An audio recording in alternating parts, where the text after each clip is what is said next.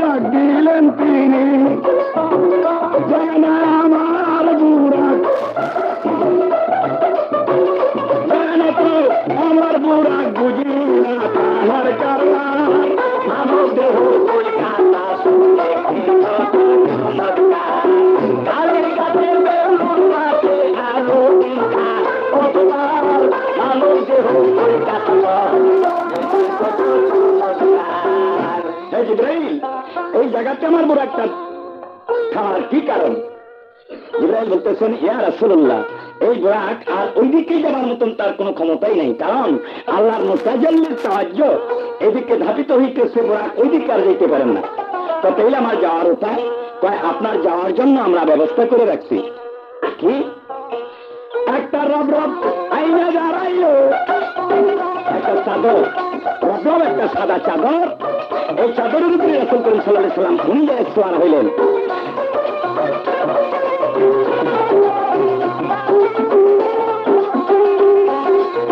চাদরখানা নূরের ছিল, তার উপর সোয়ার হইল, যাইতে লাগিল রব রব, শুনেন তাহার সমাচার, আলোর দেহ কলকাতা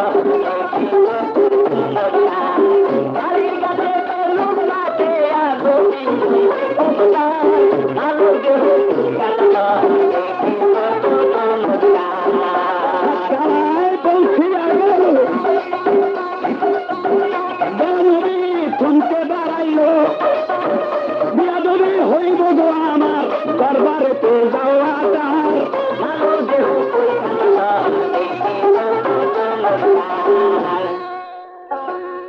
রব সাততলা পর্যন্ত যখন পৌঁছেছেন, ওখানে গিয়ে রবকে থামাইয়া রাসূল বলতেছেন, হে জিবরাইল, এরপরে যা আমার বেয়াদবি হবে। কারণ আমার পায়ে তো জুতা লাগানো, আল্লাহ আর স্মলে গেলে এই জুতাগুলি খুলে রাখার দরকার। ঠিক আছে, আমি পরিবারের কাছ থেকে তার হুকুম নিয়ে আসি, আপনার পায়ের জুতা মোবারক কোন জায়গায় রাখা যায়? জিবরাইল বলতেছেন, হে পাক পরোয়ার দেগার, সাততলা পর্যন্ত রবি তোমার দুস্থ হাজির, কিন্তু তার পায়ের জুতা মোবারক কোথায় রাখবেন? এই জন্য উনি ওখানে দাঁড়াই আছেন। আল্লাহ বলতেছে, হে জিবরাইল, তুমি ভুল করেছ। 1,24,000 পয়গম্বর ওনারা যখন আমার সঙ্গে বিবাহ করতেন, তাদেরকে প্রথম তলায় জুতা মোবারক খুলে আসতে হইত, আর আমি সম্পূর্ণ কিছু দিয়া আমার আরো স্মৌলাকে আমি সাজিয়ে রাখছি। আমার কাছে সব অন্ধকার, তাই তুমি আমার হাবিবকে তার পায়ের জুতা মোবারক সহ আমার আরো আসতে বলো। জিবরাইল বলতেছেন, হে পাক পরওয়ারদিগার, জানেন আমার ভেদ তুমি বুঝতে না, হাবিবের পায়ের জুতার ধুলো আরো স্মৌলা যখন পড়িল, আমার আরস গোজা হইল।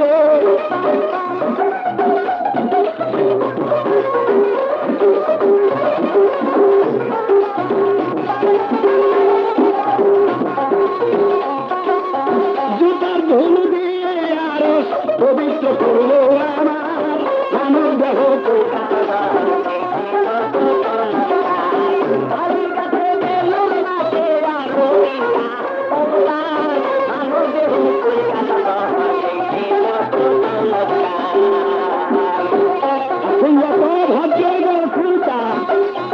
ভাবে কথা জোড়া ডোবাতা 70,000 পর্দার বাইরে, 70,000 পর্দার বাইরে জায়গা দিলেন নবী আর মানব দেহ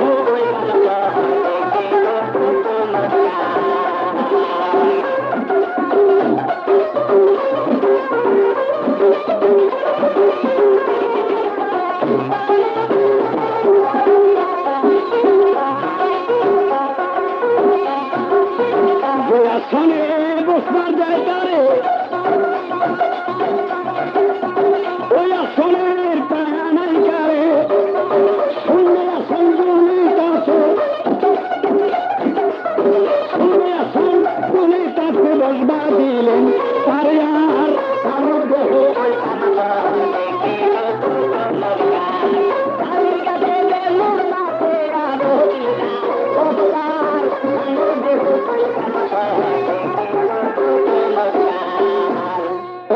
জিবরাইল দেখিবারে তারে আমার নবীকে লইয়া যাও এই জগতে আমার যত সৃষ্টি আছে দেখাও না দুঃখেরে প্রথম লইয়া যাও তুমি দুজকের ধারে আমার নবীকে লইয়া যাও দুজকের ধারে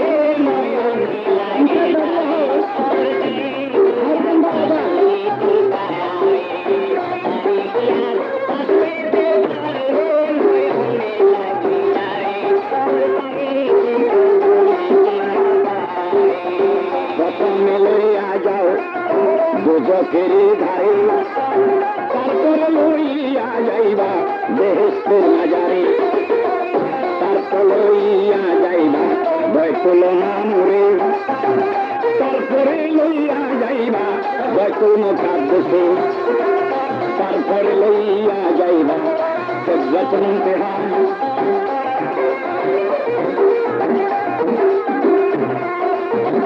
তারপর লইয়া যাইবা তামাম দুনিয়া সৃষ্টি জগৎ দেখাইবা দোস্তকে আমার এই শুনে জিবরাইল সালাম করিল নবীকে লইয়া জিবরাইল রাস্তা ধরিল প্রথমে লইয়া গেল দুজকের ধারে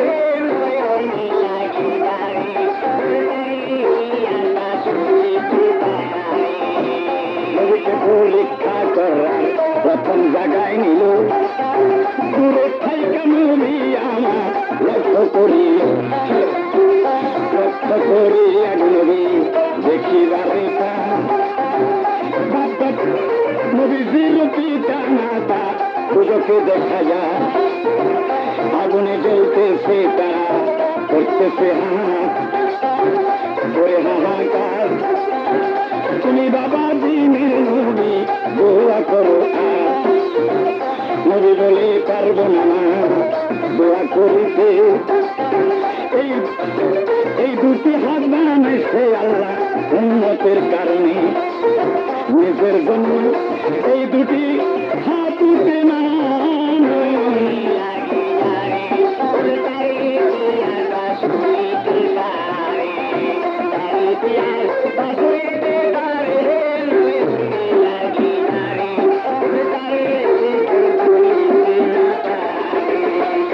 প্রথমেই দুজকেই ধরে নিয়ে লক্ষ্য করেছে তার পিতামাতা দুজন জ্বলন্ত আগুনের মধ্যে পড়তেছেন ওখান থেকে লক্ষ্য করে বলতেছে বাবা তুমি তো দিনের নবী আর আমি তোমার মা তুমি আমার জন্য একটু দোয়া করো আমি আযাব থেকে একটু মুক্তি পাই উনি বিশ্বকের পানি ছেড়ে বলতেছেন আমার এই দুটি হাত আল্লাহ পাক সৃষ্টি করেছেন আমার গুনাহগার উম্মতের জন্য আপন জনের জন্য নয় এই কথা বলিয়া নবী অন্যদিকে চান দেশের দরজা চুলা দেখিবারে পায় ধীরে ধীরে লইয়া গেল বেহেশতের ধারে প্রথম লক্ষ্য করলেন নবী ফেরদাউসে লক্ষ্য কইরা দইয়ার নবী দেখিবারে পায় সবার ঊর্ধ্বস্থানে পিতা মাতা দেখা যায় ফেরদাউস যে উনি লক্ষ্য করে চান প্রথম দেখাতে তার পিতামাতাকে ঊর্ধ্বস্থানে দেখলেন হে জিবরাইল কি ব্যাপার আমার পিতামাতাকে দেখলাম আমি দুজকের মধ্যে এখন দেখতেছি তারা আমার ফেরদাউস বেহেশতের মধ্যে ব্যাপারটা কি জিবরাইল কয় ওগো নবী শুনে সমাচার পরীক্ষা শেষ হইয়া গেছে দরবারে খোদা পিতামাতাকে দেখাইয়া পরীক্ষা করিল উম্মতের উপরে দরদ কতখানি ছিল আমার পরীক্ষা হইয়া গেল আর নয়ন লাগে যায়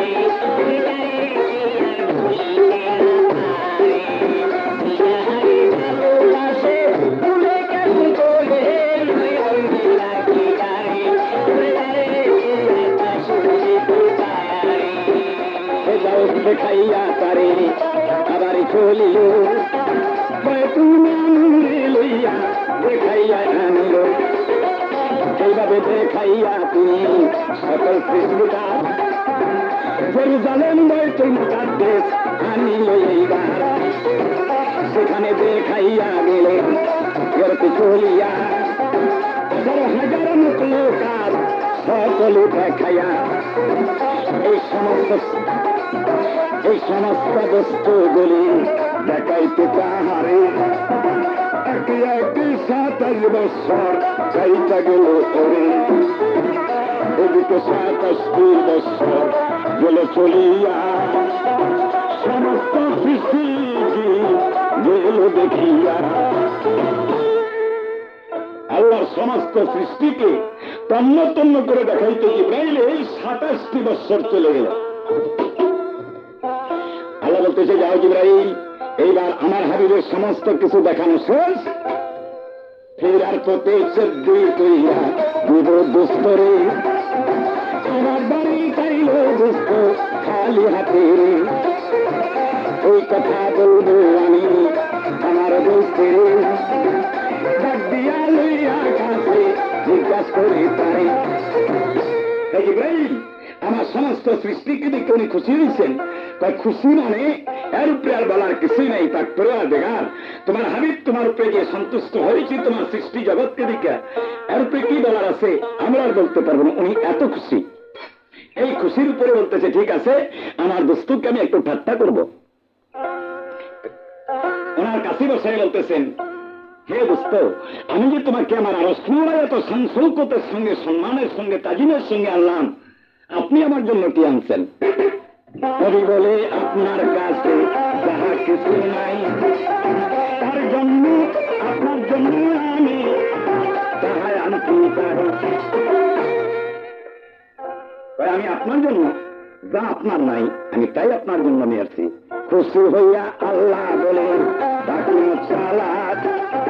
এই কথাটাই প্রথম তারে করে দিল দান। ফেরার পথে এই সালামি নবীকে দিয়েছিল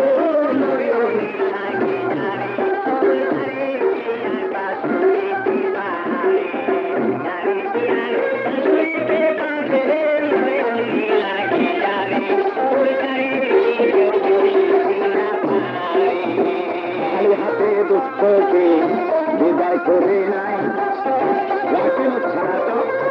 জাকাতা সালাত মানে নামাজ, 10 ওয়াক্ত নামাজ সম্মান করলো তারে জাকাতের সঙ্গে সঙ্গে দিয়া দিলেন করে।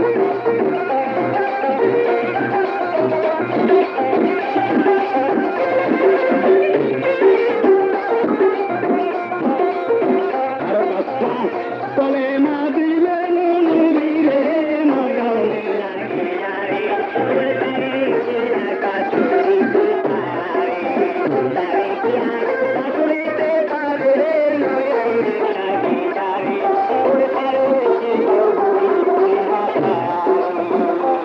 বাড়ি যাইয়া নবী নামাজ সাহাবী পাইলেন। আর আগে উনি 40 বছর জ্ঞানী মগ্ন ছিলেন। 49 বছর 7 মাস বয়সে উনি মেরাজ গেছেন। কি কর্ম করিতে বাঙ্গা কইলে আমার হাতে আবার হেন্টার দিবে সত্য কথা যায় না বলা কি উপায় করে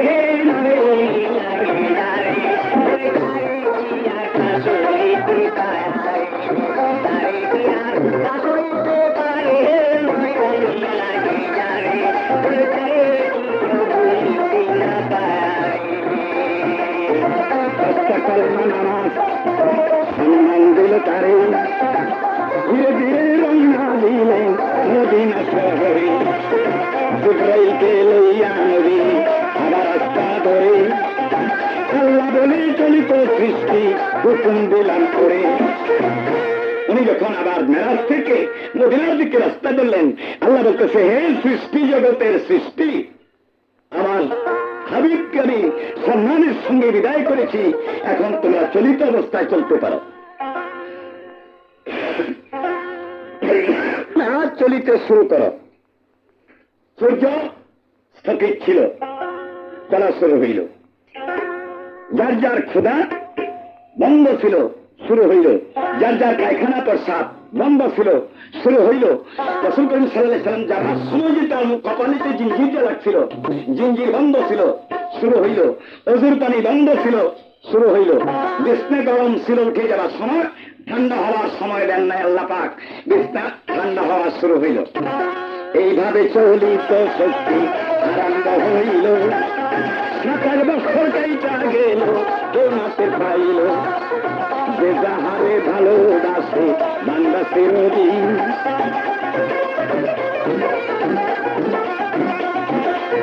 ভালোবাসার কাছে বুঝে রাখতে নাই তাহার নাই।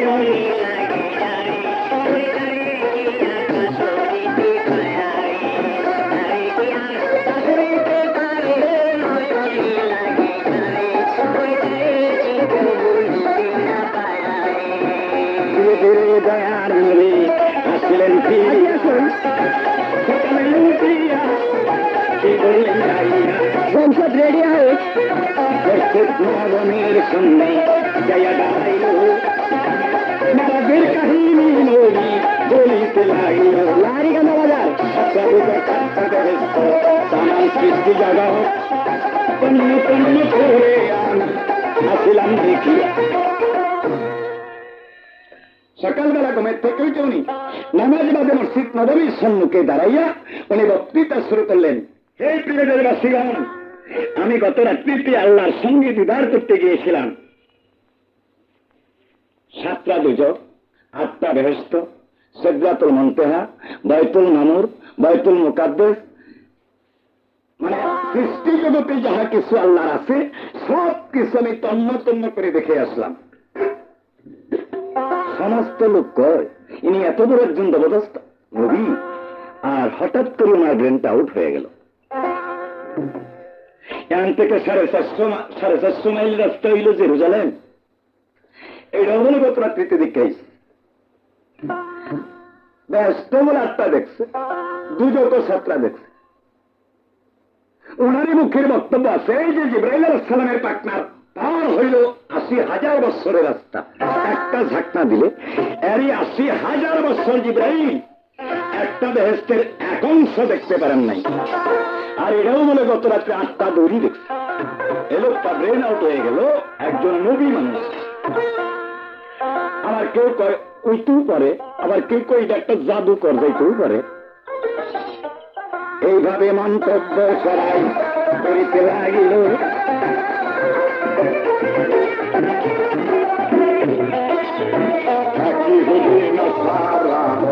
বক্তব্য শুনিয়া হাসতে হাসতে যাইতেছে নাসারা, মাথায় হাত দিয়া।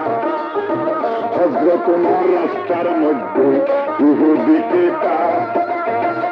তার কথা শুনি না মোহাম্মদ পাগল, মোহাম্মদ পাগল হয়ে গেছে। ইহুদি নাসারা এই বক্তব্য জপতে জপতে যাইতেছেন হযরত ওমর। এই ইহুদি নাসারা, কি ব্যাপার, তুই কি জপতেছস? তুমিও নাকি মোহাম্মদের সঙ্গী? হ্যাঁ। তোমরা মোহাম্মদ পাগল হয়ে গেছে। কি কি পাগল হয়েছে? যায় শোনো গা, মসজিদের সম্মুখে দাঁড়াইয়া উনি ভিল্টের মধ্যে কইতেছে গত রাত্রিতে উনি আল্লাহর 18,000 মখলুকাত সব বেড়াইয়া দেখছে, আর বলে জেরুজালেম বাইতুল মুকাদ্দাস। কয়টা পাগল ছাড়ার কিছু? কয়ে তুই কার কাছে শুনলি? কয়ে আমি নিজে শুনে এলাম। কই তাহলে পাগল হইল কি ভাই? কয়ে তো মিথ্যা কথা। আরো কি কয়? কার কি কইছে? লা ইলাহা ইল্লাল্লাহ মুহাম্মাদুর রাসূলুল্লাহ। এই কথাটা এক নিয়তে বিশ্বাস করে যে ব্যক্তি একবার পড়বে আমি তাকেও বেহেশতে নিব। অমনি ওমর রাগ করে মারিল, থাপ্পড় খাইয়াই হুবি মুসাই ধরিল। কি ব্যাপার? আমি যা শুনছি তাই কইছি, কেন তুমি আমাকে থাপ্পড় দিলা? তুই মিথ্যা কথা কইছস। না, আমি শোনা কথা কইছি। কার কাছে শুনছস? তোমার নবী কইছে। আমার নবী যদি বলে থাকে তাহলে সত্য। চল। ওই ইহুদিকে সঙ্গে লইয়া রাস্তা ধরিল, যাইয়া দেখে নবী আমার ওই অবস্থায় ছিল। হযরত ওমর দূরে থাইকা লক্ষ্য করে তার মুর্শাহারা দিকা বাসি হইয়া যায় দাঁড়িয়া ডাক দিয়া সোনালি দাঁড়াইল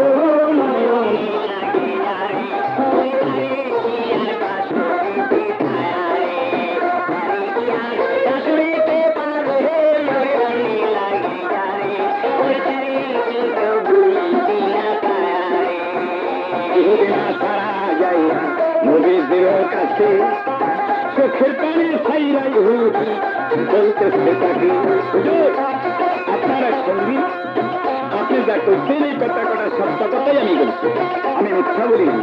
তাই উনি আমাকে একটা থাপ্পড় দিছে। নবী বলে ঠিকই করছে, অন্যায় করে নাই।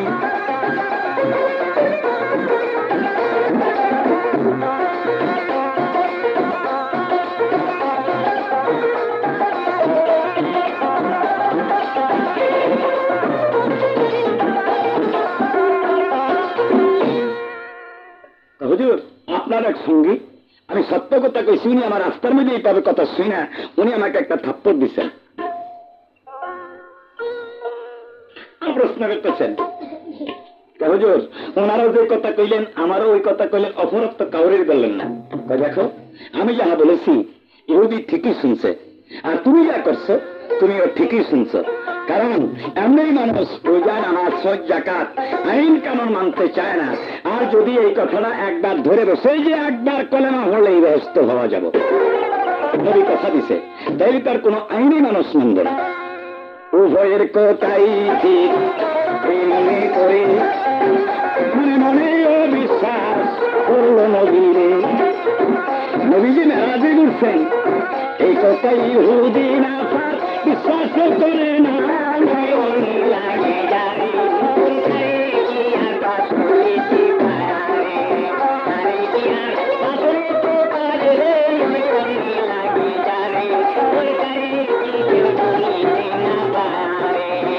ভালোবাসার বন্ধ যদি রাস্তা দেয়া যায়, দেখা করতে পারে না লোকের জ্বালা। যত লোকে বাধা দেয় তবু দেখে আরে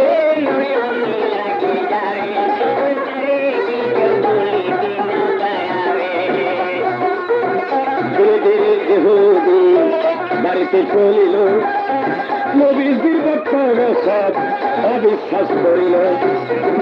বাড়ির দিকে যাইতে ইহুদি রাস্তা দিয়া যান, সুন্দর একটা জিয়াল মাছ রাস্তার মধ্যে ভাত। এই মাছটা লইয়া ইহুদি বাড়িতে পৌঁছিল, বিবিকে ডাক দিয়া ইহুদি বলিতে লাগিল। অবিশ্বাসী ইহুদি রাসূলের বক্তব্য বিশ্বাস না কইরা উনি রাস্তাতে বাড়িতে যাইতেছে, মনে মনে কয় মোহাম্মদ পাগল হয়ে গেছে। অবিশ্বাসযোগ্য কতগুলি প্রলাপ বলতেছেন মানুষের মধ্যে। আর যদি এগুলি কথা সত্য হয় তাহলে জাদু বিদ্যা, আমি বিশ্বাস করলাম না। রাস্তার কোরআন মাছটা নিয়ে বাড়িতে বিশাপকে দিয়ে বলতেছে তুমি একটা মাছটা পাক করো, আমি নদীর থেকে গোসল দিয়ে আসি। কাপড় লইয়া যাই নদীতে গোসল দিতে, রাখিয়া কাপড় নামলো পানিতে।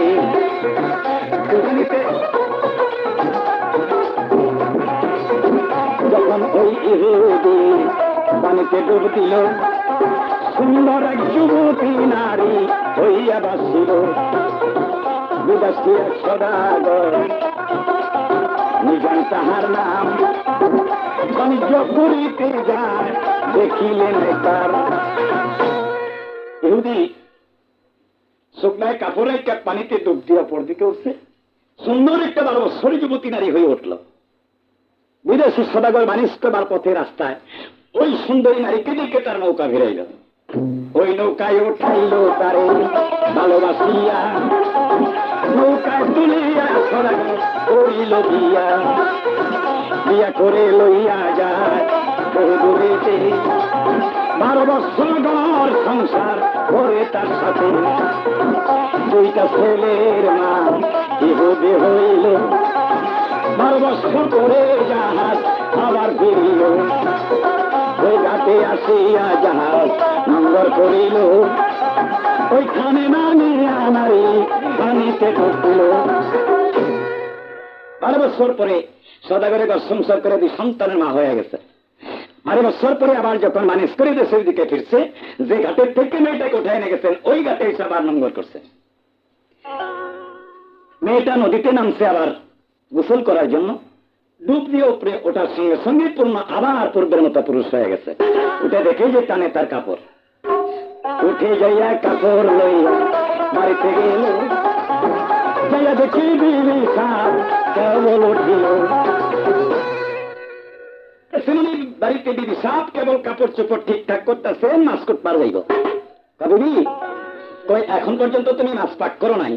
না, এই কেবল গেলেন আপনি গোসল করবার, এখনই কইতেছেন মাছ তুমি পাক করো না, এদিকে আমার রেডি হন লাগবো না। কি কও? মাছ করবার কথা কইয়া নদীত গেছি, যায় ডুব দিছি, ডুব দিয়া সুন্দরী নারী হয়েছি, বিদেশি সদাগর বিয়ে করছে, 12 বছর ঘর সংসার করলাম, 2 সন্তানের মা হইলাম, আবার হিরি বাইতেছি, এখন কও বলে তুমি কেবল মাছ খেয়ে গেলেন? এই হুদি পাগল হইল এখন মনে মনে করে নবীজি কারবার, আমার নবী সত্য হইবে নয়ন লাগে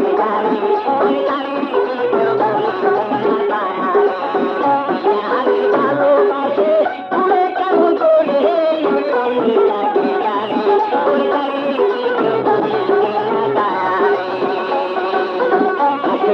দেশবাসী দাওয়াত দিয়া যায়, এই কেসের ঠিকানা সবারে জানায়, নাগরে কান্দা বাজার জমশেদের দোকানে, অনেক রঙের কেসেট পাইবেন বলে সেইখানে, জমশেদ ভাইয়ের পক্ষ হইতে দিলাম উপহার, এই কেসেট পাইবার ঠিকানা নাগরে কান্দা বাজার।